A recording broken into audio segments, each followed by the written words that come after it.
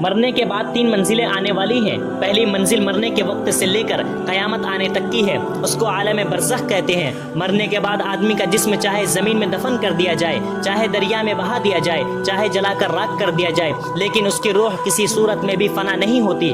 صرف اتنا ہی ہوتا ہے کہ وہ ہماری اس دنیا سے منتقل ہو کر ایک دوسرے عالم میں چلی جاتی ہے۔ وہاں اللہ کے فرشتے اس کے دین و مذہب کے متعلق اس سے کچھ سوالات کرتے ہیں۔ وہ اگر سچا ایمان والا ہے تو صحیح جواب دے دیتا ہے، جس پر فرشتے اس کو خوشخبری سنا دیتے ہیں کہ تو قیامت تک چین و آرام سے رہ۔ اور اگر وہ مومن نہیں ہوتا بلکہ کافر یا صرف نام کا مسلمان منافق ہوتا ہے تو اسی وقت سے سخت عذاب اور دکھ میں مبتلا کر دیا جاتا ہے، جس کا سلسلہ قیامت تک جاری رہتا ہے۔ اس کے بعد دوسری منزل قیامت اور حشر کی ہے۔ قیامت کا مطلب یہ ہے کہ ایک وقت ایسا آئے گا کہ اللہ کے حکم سے یہ ساری دنیا کے ایک دم فنا کر دی جائے گی، یعنی جس طرح سخت قسم کے زلزلوں سے علاقے کے علاقے ختم ہو جاتے ہیں، اسی طرح سے اس وقت ساری دنیا درہم برہم ہو جائے گی اور سب چیزوں پر ایک دم فنا آ جائے گی۔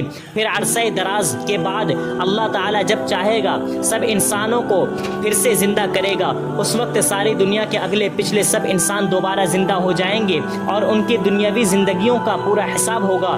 اس جانچ اور حساب میں اللہ کے جو بندے نجات اور جنت کے مستحق نکلیں گے ان کے لیے جنت کا حکم دے دیا جائے گا، اور جو ظالم اور مجرم اللہ کے عذاب اور دوزخ کے سزاوار ہوں گے ان کے لیے دوزخ کا حکم سنا دیا جائے گا۔ یہ منزل مرنے کے بعد دوسری منزل ہے جس کا نام قیامت اور حشر ہے۔ اس کے بعد جنتی ہمیشہ ہمیشہ کے لیے جنت میں چلے جائیں گے، جہاں صرف آرام اور چین ہوگا اور ایسی لذتیں اور راحتیں ہوں گی جو اس دنیا میں کسی نے نہ دیکھی ہوگی نہ سنی ہوگی، اور دوزخی دوزخ میں ڈال دیے جائیں گے جہاں ان کو بڑے سخت قسم کے عذاب اور دکھ ہوں گے۔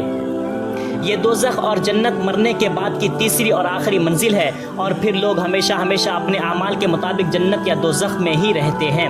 مرنے کے بعد کے متعلق اللہ کے پیغمبر نے اور خاص طور سے آخری پیغمبر سیدنا حضرت محمد صلی اللہ علیہ وسلم نے جو کچھ بتلایا ہے اور قرآن و حدیث میں جو کچھ فرمایا ہے اس کا خلاصہ یہی ہے جو پہلے ذکر کر دیا گیا ہے۔ اب چند آیتیں یہ ہیں: کل نفس ذائقۃ الموت ثم الینا ترجعون۔ ترجمہ: ہر جان کو موت کا مزہ چکھنا ہے، پھر تم سب ہماری طرف لوٹو گے۔